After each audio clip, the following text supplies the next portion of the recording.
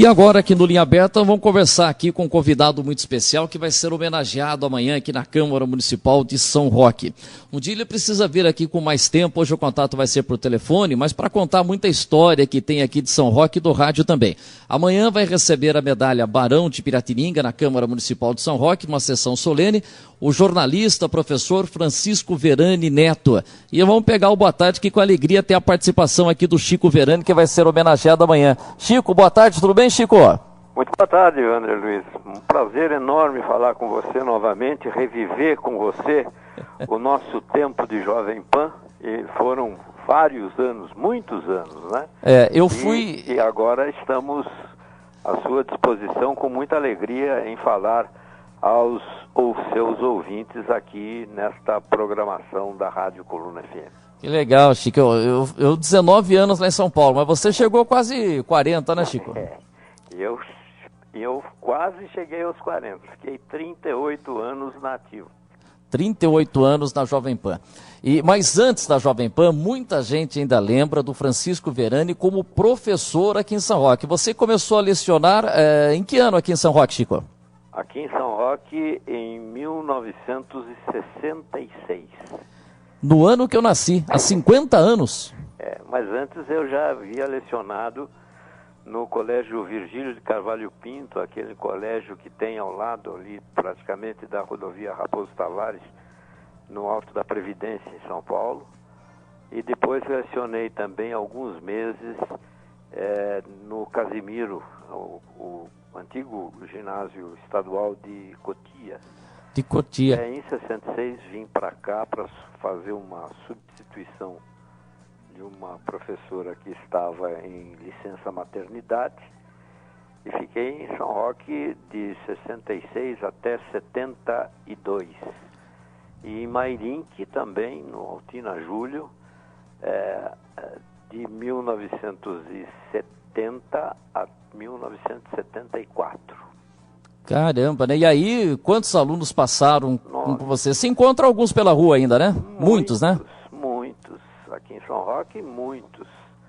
Hoje, todos eles já formados, alguns exercendo alguns cargos de importância, alguns são candidatos até a prefeito, a vice-prefeito aqui em São Roque, mas houve uma geração entre 66 e 72 que nós conseguimos cruzar com eles na fase de pré-adolescência e adolescência na época de estudantes desses ex-alunos. Muito legal. E você lecionando onde? No Manleilani? No Manleilani. No Manleilani aqui em São Roque eu lecionei. No Manleilani aqui em São Roque, no ginásio Altina Júlia em Mairinque, em Cotia. Isso. E no Virgílio de Carvalho Pinto em São Paulo. E também no antigo, hoje Objetivo, mas antigo Colégio Barão de Piratininga, aqui, onde fui professor e também diretor. Isso, aí lá já era o Júlio de Luca? O Júlio é um dos fundadores, né? O grupo era formado pelo Júlio de Luca, o Ronaldo Ribeiro, o Gerson Nastre, o Pigo, não é? Enfim, era aquele grupo que depois tinha várias atividades, não só na área de ensino, mas também na área empresarial. Eles tinham empresa de ônibus, né, em Sorocaba. A empresa São João, né? São João, em Sorocaba, exatamente. E esse grupo é que ficou à frente do antigo Barão de Piratininga, aqui em São Roque, e depois se transformou numa unidade do Objetivo, né? O Barão Objetivo. Barão Objetivo. Agora, Chico, e você dava aula do que aqui? Já era aula de português? O que era, Chico? Não, eu dava aula de ciências para o antigo ginasial, hoje ensino fundamental, né? E biologia e química no antigo segundo grau, no antigo colegial, né? Então, e lá no Manleilani, acho que você pegou também, já estava lá, eu vou falar aqui da Catarina, que era a caveira, o esqueleto, sim, né, que era o esqueleto. Porque... Eu Então, eu tive aula com o Julinho Buschini, em 82, lá no Manlilane, e eu sentava lá no fundo, em ordem alfabética, né? Ficava entre um esqueleto de plástico e um esqueleto de verdade, que chamava-se Catarina. Já estava lá no seu tempo a Catarina ou não? Sim, eu vou te contar uma particularidade. Eu fiz o meu curso ginasial no Manlilane. Só que não era Manlilane, era Ginásio Estadual de São Roque. E depois chamou Epaminondas de Oliveira também, né? Epaminondas de Oliveira e depois o Horácio Manlilane, que era o dono do terreno que foi cedido para a construção do ginásio na época em que o ginásio foi instituído em São Roque, onde está até hoje, né, o Manlilane. O Manlilane ainda está no mesmo local. E essa caveira, esse esqueleto a que você se refere, ele fazia parte de um laboratório de ciências biológicas na época, no antigo Manlilane, que funcionava no grupo escolar Bernardino de Campos, onde hoje é uma faculdade, né? FATEC. Ali na rua Marechal Deodoro. E havia um galpão de madeira, onde era o laboratório de ciências biológicas, e lá estava, isso nos anos 50. O meu ginasial começou em 55 e eu me formei no ginásio em 1958. Então, nessa época, ainda no antigo prédio do ginásio, no Bernardino de Campos, já existia o esqueleto. Portanto, você vê que o esqueleto é de outros séculos, né? Bem outros séculos. Como eu diria a música lá do Alvarenga e Ranchinha, esse esqueleto não era um defunto fresco, não. Tinha história, hein? Pelo contrário. Eram duas caveiras que se amavam. Ciências que tinham um ciúme danado desse esqueleto. Quem que tinha um ciúme? O ciúmes do esqueleto e exigia que se respeitasse esse esqueleto desde a época de estudantes, né? O professor Vladimir Nardelli, que você conhece bem, certo? Poxa, eu não sei se tem ainda. Ele era o patrono do esqueleto da famosa Catarina. E eu não sei se tem ainda lá no Manlilane, preciso perguntar lá se ainda tem. Chico, você tem muita... Olha, isso é só um aperitivo aqui, eu quero que você venha um dia aqui pra gente falar do seu tempo como professor. Eu lembro que um dia você foi fazer uma entrevista lá na Jovem Pan, quando infelizmente mataram o prefeito de Campinas, o Toninho do PT. E aí eu lembro que você foi fazer entrevista com a esposa do Toninho do PT. Que foi minha aluna então, aqui. E na hora que você foi fazer entrevista com ela para relatar como é que foi a morte do marido, e ela começou falando, primeiro eu quero registrar que o Chico Verandi foi meu professor em São... Porque ela é de São Roque. Aliás, ela é de São Roque, de família tradicionalíssima aqui de São Roque. E foi uma das mais brilhantes estudantes do Horácio Manlilane. Foi minha aluna. No antigo curso científico da época, né? Hoje equivalente ao segundo grau. Mas ela foi uma estudante brilhante, ela e a irmã dela. E eu me lembro bem desse episódio em relação ao Toninho do PT, que teve uma morte trágica, né? E depois da luta dela, né? Para que se restabelecesse uma investigação mais detalhada a respeito da morte do marido dela, que ela atribuía a um mando de alguns próceres políticos que batiam de frente com ele lá em Campinas. É verdade. E o Toninho do PT, ele foi professor do meu irmão lá na PUC de arquitetura, uma família muito tradicional lá de Campinas. Acho que eles eram donos do Bolacha Triunfo, Biscoito Triunfo. Do Biscoito Triunfo, exatamente. Poxa, então lembra disso, tantas coisas. Um dia que o Chico vier falar aqui de história de rádio, aí vai ser uma coisa impressionante de tanto tempo. Nós precisamos fazer um especial aí de pelo menos uma semana para contar toda a história, que não só eu tenho, você tem muitas. Mas você tem muito mais, Chico, do tempo aí que você pegou uma fase do rádio, que o rádio prestando serviço. Você chegou na PAN em que ano, Chico? 19 1976. 76, né? Você chegou quando a PAN estava no auge, né? Das coberturas de Joel, Mandraus. Exatamente. A PAN, eu não cheguei a participar das coberturas do Joelma. O incêndio do Joelma foi em 74, né? Uhum. Mas nós pegamos coberturas fantásticas na Jovem Pan, porque a Jovem Pan tinha uma característica eminentemente jornalística, radiojornalística, né?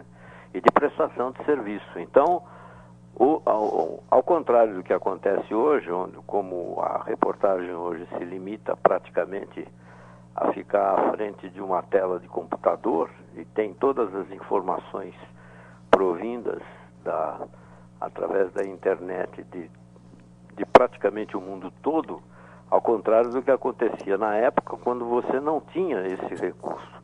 O único recurso de que você dispunha para manter um contato com o mundo exterior era exatamente através das chamadas radioescutas, né? Que você escutava rádios em ondas curtas de vários países. E algumas figuras na Jovem Pan foram fantásticas, porque eles faziam esse trabalho de colher o noticiário internacional, principalmente via ondas curtas. Inclusive um que foi muito meu amigo e que você certamente conhece, que tem histórias incríveis no rádio, que era o operador Natal Baldini, da Rádio Jovem Pan.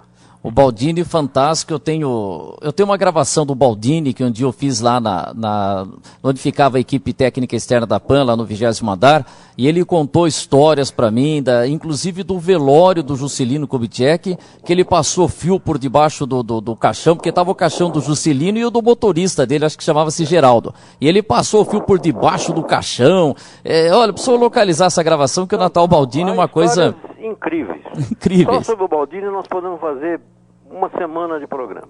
Ele tem uma história fantástica, que ele foi à posse do Juscelino e perdeu a posse do Juscelino.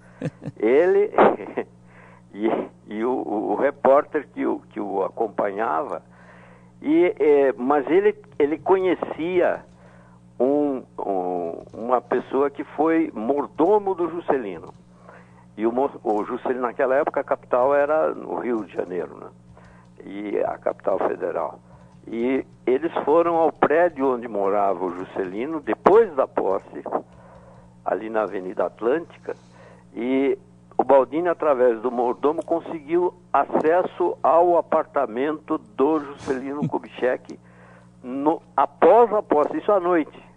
E ele e o repórter, que se chamava Pirillo Magalhães, eles com um gravador daquela época, aquele gravador de fio, eles conseguiram, com Dona Sara Kubitschek, que o Juscelino gravasse com eles o discurso de posse que eles haviam perdido e não tinham conseguido gravar. Foi o único discurso do Juscelino com um som absolutamente perfeito, porque não tinha barulho, não tinha nada. Então, o Baldini conseguiu, com o Pirillo Magalhães, gravar o discurso de posse do Juscelino Kubitschek no apartamento do Juscelino Kubitschek. E depois ainda falou assim: seu Juscelino, eu preciso ligar lá para a rádio lá, e aquele tempo interurbano de São Paulo e Rio de Janeiro demorava umas 5 horas, ainda ficou esperando para conseguir a linha para São Paulo, Chico. Exatamente. O Baldini, aliás, eu tenho um texto que eu escrevi do Baldini, e que o Milton Neves colocou lá no Que Fim Levou. Então, Natal Baldini, ex-operador de som da Jovem Pan, ele morreu aos 75 anos, no dia 19 de novembro de 2004. Poxa, lá se vão 12 anos, hein? 12 anos. E ele trabalhou 56 anos na Jovem Pan. Ele nasceu 11 de outubro de 1929. Vou localizar essa gravação aqui, porque ele trabalhou com todo mundo lá, Narciso Vernizzi, nossa, uma coisa fantástica. Agora, Chico, nós vamos fazer esse programa especial aqui, mas eu queria que você falasse como é que você recebe essa homenagem da Câmara Municipal de São Roque, vai receber amanhã a medalha Barão de Piratininga, Chico. Bom, é claro que eu me sinto honrado, não só pelo fato de ser uma homenagem que presta à Câmara Municipal a minha pessoa, através de uma propositura gentilíssima do vereador Guto Issa, né? E eu recebo realmente emocionado. Jamais eu poderia esperar receber uma homenagem dessa por uma circunstância até muito especial. A minha família e eu particularmente temos uma ligação muito grande com a figura do Barão de Piratininga, porque a minha tataravó foi escrava do Barão de Piratininga. E ela, não sei, isso pouca gente sabe, o Barão, antes de morrer, o Barão ficou muito doente, ele tinha uma doença pulmonar, era asmático, e morreu disso. Mas pouco antes de morrer, em seu testamento, ele fez um testamento, ele era solteiro, não tinha filhos, ele alforreou os seus escravos. E esta minha tataravó, que era escrava do Barão, no prédio onde o Barão residia, que infelizmente foi abaixo, onde hoje se localiza ali a loja da Casas Pernambucanas, ela e alguns outros escravos cuidaram do Barão nos últimos dias dele. E ela foi, depois, mãe da minha bisavó, que se casou com uma outra figura política de São Roque, chamado Bento Antônio Pereira, que era o meu bisavô. Então, a minha bisavó era filha de uma escrava alforreada do Barão de Piratininga. Então, esta ligação é muito grande. A minha bisavó residiu até o fim da vida dela nesse prédio onde morou o Barão, ali na Praça da Matriz. E a minha infância, pelo menos até os meus 8, 9 anos de idade, eu passei praticamente ali, porque a minha avó, a minha bisavó, é quem cuidava de mim. Ela ajudou a me criar nos meus primeiros anos de vida. Portanto, eu brinquei ali no velho casarão do Barão da Praça da Matriz. E essa ligação me emociona hoje muito no momento em que a Câmara me outorga, de forma imerecida, na minha modesta opinião, esta medalha de mérito Barão de Piratininga. Nossa, que história bonita, Chico. E agora, você lembra o nome da sua tataravó? Dá pra gente puxar a árvore aí? Chamava-se Dulce. Como? Dulce. E conhecida na época, né? Eu não a conheci, evidentemente, embora eu tenha conhecido a minha bisavó. Apesar de ter pisado na lama do dilúvio, né, Chico? Ela era a dona Dulcita. Era diminutivo de Dulce. E a sua bisavó, Chico? Também, se chamava Dulce. Também? Dulcita, E depois a sua avó? A minha avó já era Rosaura, o nome dela. Rosaura. A mãe da minha mãe. É a minha ligação de avós e bisavós do meu lado materno. Poxa, isso é muito legal. Aliás, a gente precisa um dia, Chico, até resgatar um pouco mais dessa história do Barão, porque o Barão, ele não casou, né? Ele não teve... Ele não teve filhos de um casamento, mas ele teve, mas ele deixou filhos, né? Ele não casou, mas teve filhos, né, Chico? Ele tinha ligações, segundo os historiadores, né?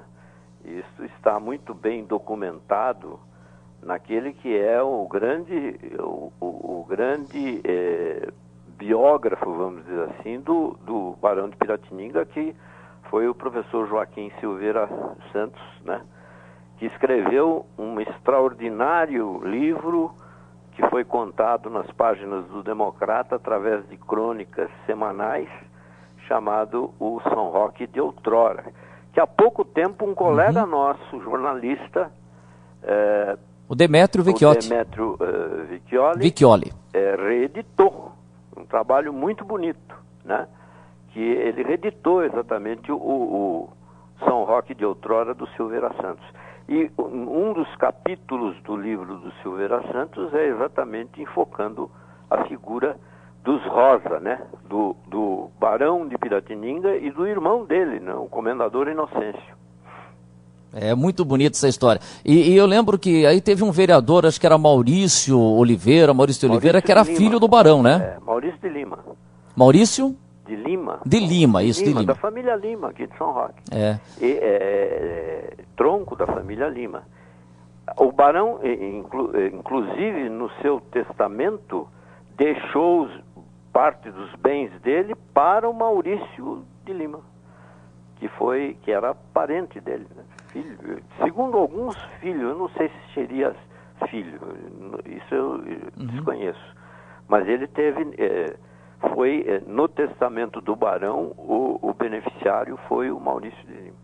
E dizem que ele tinha uma paixão aí secreta por uma professora, um amor não correspondido, e tem esse mistério aí, né, Chico? Sim, a vida dele é uma vida... O barão foi uma pessoa pública, curiosamente, ele teve uma atividade política intensa, né? Mas ele era uma pessoa muito recatada e muito circunspecta. Ele era um homem que se isolava muito, inclusive no fim da vida, no último terço de vida dele, pelo fato de ser doente, ele se afastou praticamente de tudo e vivia enclausurado lá no casarão da Praça da Matriz, onde morreu praticamente sozinho, cercado dos escravos. Tanto que o seu enterro, e essa é outra curiosidade, o seu enterro para o Cemitério da Paz, onde ele foi sepultado naquele famoso túmulo onde está lá na lápide Ninguém, né? Ele foi levado até o túmulo por 4 escravos alforreados. Nenhum parente próximo, né? Mas ele foi levado pelos escravos. Que história do barão é impressionante. E ele governou a província de São Paulo, né? O estado de São Paulo era chamado... Por 5 dias. Acho que uns 20 dias, Chico. Foi entre o mês de abril e maio, e ele era terceiro vice-presidente da província. Naquela época equivaleria a ser o vice-governador do estado. Que acontece o seguinte, aí que saiu lá o diretor, quem governava a província, e aí ele tinha que chamar o segundo lá. Mas parece que esse segundo morava em Taubaté. E até esse chegar de Taubaté, ele de São Roque estava mais próximo, ficou alguns dias. Ficou alguns dias como presidente da província. Presidente da província. Ele foi presidente também da Assembleia, né? Da Assembleia da província. Ele foi equivalente a deputado hoje, né? Seria um deputado. Nossa, o Barão tem uma história linda e o Chico vai receber amanhã a medalha Barão de Piratininga na Câmara Municipal a partir das 7h. A gente citou aqui, a gente falou do Toninho do PT e da esposa dele que é aqui de São Roque, é Roseana Garcia o nome dela. Exatamente. Rosiana Garcia. Agora, Chico, muito obrigado, sucesso amanhã lá, vai ser vai ser um discurso muito legal, tenho certeza. Teremos também a entrega de placas, tem a medalha Vasco Barione e tem o título de cidadão também para o secretário da Habitação, Rodrigo Garcia, e nós vamos ter a entrega da homenagem da medalha Barão de Piratininga para o Chico Verani. Chico, e vamos combinar de você vir contar umas histórias pra gente, que dá pra fazer várias edições, viu? Você tem que gravar vários dias, viu, Chico? Eu farei isso com o maior prazer, gente. É só você me convocar. Opa, vamos convocar sim, deixa passar esse período da festa aí. Obrigado, Francisco Verani, nosso companheiro durante muitos anos lá na Rádio Jovem Pan, uma vida aqui toda com São Roque, lecionando, e que vai receber essa homenagem. Obrigado, Chico, parabéns, e que seja uma grande festa amanhã, que vai ter a nossa Simone Júdica, que também resgata muito e muito bem a história da cidade, como mestre de cerimônia, porque você que apresenta todo ano lá, mas esse ano de mestre de cerimônia você ganhou uma promoção para homenageado, Chico. Tá bom. Ok, Grande, muito obrigado pela oportunidade, é um prazer enorme falar com você e falar com os seus ouvintes aqui na Rádio Coluna FM. Muito obrigado. Obrigado, Chico. Um abraço. Beleza, obrigado. Chico Verani participou com a gente aqui, nosso companheiro lá da Rádio Jovem Pan. O Chico ficou quase 40 anos lá, eu fiquei 19, e a gente tinha muita história lá. E o Chico tem coisas, pegou, olha, no livro dos 50 anos da Jovem Pan, tem um capítulo, eles separaram lá alguns personagens importantes da história da Rádio Jovem Pan.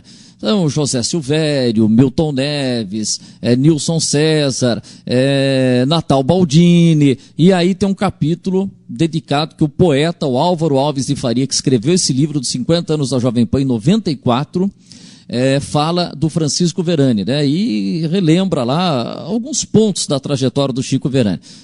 Uma que seguramente a gente vai falar, um ponto, eu digo que o Chico vier aqui, foi quando a gente teve o acidente, o desaparecimento, a morte do Ulisses Guimarães, que a PAN mandou repórteres acompanhando ali no Vale do Paraíba. Tem muita história, histórias políticas. Chico perdeu a conta de quantas vezes ele foi lá para Brasília para realizar grandes coberturas, eleições 89, direta já. Olha, tem muita coisa e vai ser muito legal. É um são roquense que tem tanta história para contar e às vezes você, para escrever tudo isso, né, às vezes quando você passa para o papel, você não consegue passar com a mesma emoção. É muito difícil, né? Por isso que temos os grandes escritores que conseguem passar através da escrita uma emoção de uma forma diferente. Mas o registro vivo, né? A voz, né? Relata ali com a emoção de quem esteve acompanhando. Então, por isso que é importante, inclusive nós temos gravado, está gravado essa entrevista do Chico Verani, que a gente vai depois reproduzir também no nosso site, a gente coloca em link aqui também no Facebook da rádio, que é muito importante a gente ter este registro sonoro, né? E já há muito tempo atrás a gente falava que a cidade tinha que ter aí um local, uma preservação, um museu da imagem, do som, mas olha aqui, que eu pegasse uma pessoa aí, um gravador, hoje um celular, qualquer coisa aí, né? WhatsApp, e fala, vem cá, conta aqui um pouco dessa história. Quem eram os seus pais, né? Quando você nasceu? Como que era a festa de São Roque? Como que era o futebol na cidade? Como que era o transporte? Quer dizer, e você tem realmente muita história para contar, a gente não pode perder, a gente já perdeu muito da nossa história. A gente já perdeu o Vasco Barione, a gente já perdeu o Lucindo Lima e tantas pessoas, e às vezes a gente acaba falando mais desses conhecidos, né? Mas a gente tem muita gente que não era uma pessoa tão conhecida na cidade, mas que conhece, que viveu a história, entendeu? Que às vezes a gente acaba falando, tem 4, 5, 6 que se destacam mais por ter sido vereador ou por ter sido um bom jogador de futebol e tal, mas tem muita gente ali anônima, né? Que vinha para a cidade e acompanhava como que era a festa de São, que tem muita história para contar. Mas ali, olha, uma das coisas mais verdadeiras que eu já li, assim, que me tocou muito, foi um dia uma frase que eu não sei de quem um trecho, né? Não era uma frase, um trecho que falava o seguinte: quando, infelizmente, a gente perde uma pessoa que tenha lá 50, 60, 70, 80 anos, né? Quando se perde uma pessoa experiente, que viveu muita coisa, que atravessou muita coisa na sua vida, quando a gente perde uma pessoa assim, de vivência, é como se uma biblioteca estivesse pegando fogo. Porque junto com essa pessoa, quando infelizmente ela deixa esse nosso meio, ela leva consigo muitas histórias. É isso daí, e todo mundo vai preparando a sua biblioteca lá, né? Então, se a pessoa morre muito jovem, perde-se uma biblioteca, às vezes sem ter tantos livros, mas livros importantes. Mas quando você perde uma pessoa que viveu muito a história de uma cidade, uma história de um país, a história do seu bairro, a história da sua família, é como se uma grande biblioteca estivesse pegando